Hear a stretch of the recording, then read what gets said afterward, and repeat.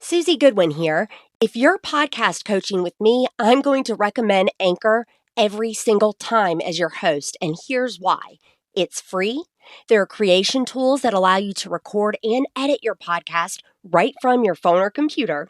And then Anchor will also distribute your podcast for you, so it can be heard on places like Spotify, Apple Podcasts, and many more. You guys, you can make money from your podcast with no minimum listenership, and it quite literally has everything you need to become a podcaster right in one place. Download the free Anchor app or go to anchor.fm to get started.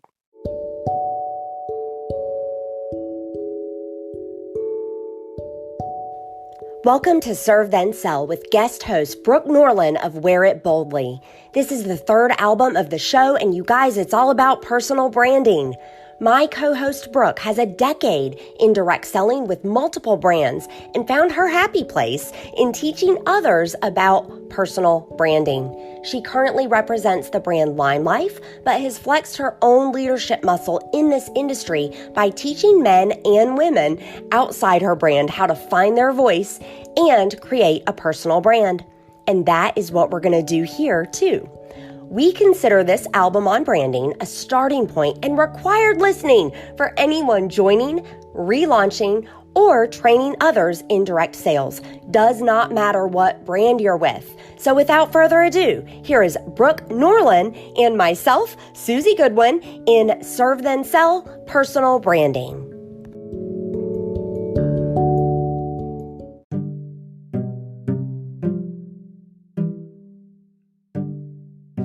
Hey guys, this is episode 1 of the third album of Serve Then Sell. This episode was actually intended to be podcast practice. I mean, I invited Brooke on just to practice getting behind the microphone, talking and teaching in a different format on a different channel. And you know what happened? We got some really great audio that allows you to understand why she was the first person I called for the personal branding album. I'm so glad that she said yes, and she is gold standard. I want you to get to know Brooke. I want you to hear about her background and really where her heart is. She has got a servant's leader heart. That's why she's here. She's an expert at personal branding. Without further ado, here is my practice turned episode 1 in album 3 with Brooke Norland of Wear It Boldly.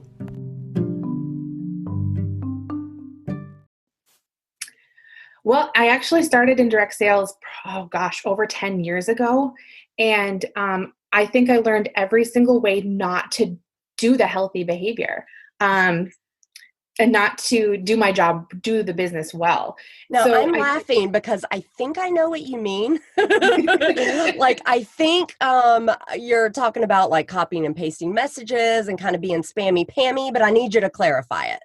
Yes, for sure. That's a big part of it. But I think the big thing for me is that I just thought everybody wanted to know exactly what I was doing all the time. They really wanted to know about my business all the time, where that really isn't the case. What they want is to know who I am. So I think the thing that I started out with is I didn't know how to market myself. I didn't know anything about direct sales. So what you did is you called your mom and said, "Hey mom, I started this business. Let's have a party, okay, at your house, invite all your friends." So like, that's how you started it. And then there was nothing beyond that. Like it was just sales. It was just come see my stuff. Come, there was nothing genuine about it. There was no training. There was no understanding of how to market myself. It was just call your mom, have your mom start your business for you, basically, and then go from there. I mean, I'm laughing and I'm being a little bit playful, but Brooke, I think your experience with that is probably not unlike what other people experience as well. No, it's not. And the reason for that is a lot of the time in direct sales, we go buy a kit and we're not given a lot of instruction. And even if we are, sometimes we don't seek it. Sometimes we just go and think we can do this ourselves, don't take the time to actually invest into learning how to do well. You make an excellent point. I remember for my direct sales brand, when I got my starter kit, It came with a little pamphlet that, of course, told me to write down everyone I knew. And I think most brands are like this, like, hey, write down, a list of the names of everybody you know, who goes to church with you, who goes to school with, and that's hard, right? Write down everybody you know, and here's this stuff you need to sell. Why in the world would anybody do anything differently? Right, right. And it feels weird, right? Like when you do that, it feels wrong, but you still are told to do it, or it's how everyone else is doing it, but it's not, it doesn't feel right. None of it feels right. So what changed for you? I mean, obviously you've been, in this industry for about 10 years. I know that Team Wear It Boldly does things very differently. You're not necessarily going to mom and saying, hey, sell my stuff. Um, so what changed for you, and how do you model better business now? It was a know better, do better situation. I found people who had similar problems with marketing their business, or had this pull to do something different. And then you find this group of people, and you find coaches and things online that really can change the direction of the way you do things. And when you take the time to just really dive in and commit to doing something differently, and when you can find the people around you, surround yourself with the people who are doing the same thing, you learn and you grow, and everything just kind of falls into place when you're committing the time to doing something better. Yes, you mentioned originally you didn't really look for a different way to do it because that's how it was presented to you. So what I hear you saying is kind of finding your people, getting with those folks that have a similar mindset, then you can learn and develop in the way that you like. Exactly. That's exactly it. So here we are 10 years later, right? And you've got a firm understanding for how to find your people, do things relationship first. What does it look like for you now if you were to start with a new brand tomorrow versus what it looked like for you 10 years ago? Rebranding or restarting with a new company, or things like that, is pretty common in direct sales. People often don't find a home right away, but they're looking for something in the direct sales world. So, and that was no different for me. I've done plenty of soul searching and finding a different place. So I find it so interesting that you have this perspective for being with different brands because first of all, you know that here's your kit, make the list, go tell your mom to host a party, is what you get. Not It's not necessarily brand specific, right? It probably happens everywhere. But then I love how you have found brands that resonate with you. Yes. And when you're looking for a brand in direct sales, a lot of times what happens is you don't find home right away. You get to one company and something just doesn't feel right, and you want to try something different. Or you like a product here and you kidnap, and you end up doing something with Now, that define product. what kidnap means for people that might not Sure. know. So kidnap is like if you love a product so much that it just makes sense for you to join the company, buy the kit, and get a discount on the products. You don't intend to sell it by any means. You just love the product so much that you end up, yeah, to actually Kidnap. join the company. Okay. I wanted you to clarify there. And of course, a lot of times we represent products that we love anyway, but sometimes we just really love the products and we don't necessarily want to make a business out of it. Exactly. Yep. Sometimes that happens. And honestly, I've heard so many stories of people doing that and actually finding their home that way, finding their direct sales home by learning a little bit without actually having that looming scary thought of starting a business. Like that just scares some people from doing it. But kidnapping actually brought them to their direct sales home. It's interesting to me. So why do you think folks, and I know that you have worked with a lot of people among different brands, you've coached some people around their personal branding. What do you think it is about direct sales that makes people want to find a direct sales home? Like what is it about the industry? I think what it is that you are looking for some sort of freedom in your life. And it's different levels for everyone. And some people just can't admit it right away. But what appeals to people about a direct sales is that there is a lot of freedom that can come with it. And whether that be going on a vacation more often with your family, or just having extra spending money for yourself, or quitting a full-time job. There's this freedom that comes with working from home and being your own boss that really resonates with people who want to start a direct sales business. So tell me personally, I'm curious, Brooke, like what is it for you? For me, and it's so funny you asked that, Susie, because I have a hard time, or I shouldn't say I do.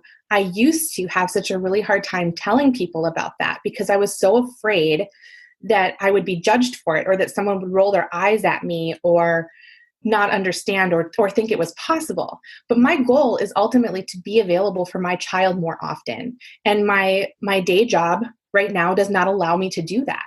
And so I want more freedom in my life to be there for my family. Oh, awesome. Awesome. That time freedom, I mean, really, you can't put a price on that.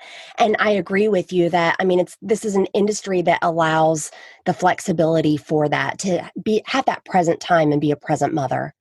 Exactly. It really does. And when you can control your own schedule and when you can duplicate processes so that you have more time and can do more in your job with direct sales, it's just the freedom is endless and it's really up to you. Absolutely. So, what would you say to somebody that maybe is listening to this and maybe they have done the same thing that you did 10 years ago in the past, right? So, they just did whatever somebody told them to do. It didn't necessarily feel true to themselves, it wasn't necessarily from a relationship perspective. And yikes, that fizzled out. What if they still have a desire to find their direct sales home, but they've got that, that failure kind of looming in the background? Well, I think the first thing you really need to focus on is finding people who share that similar want and desire. I think surrounding yourself around people who are going to lift you up and support what you want is the first step in anything you want in life, really. And the next thing is to just truly be yourself.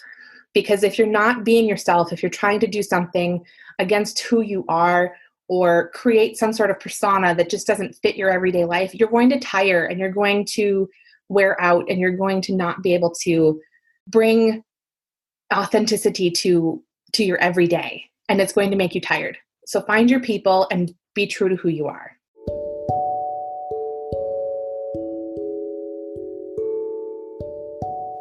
Thank you for listening to Serve Then Sell with guest host Brooke Norland of Lime Life and Team Wear It Boldly. Our goal for you in this album is to help you find your voice and create a personal brand.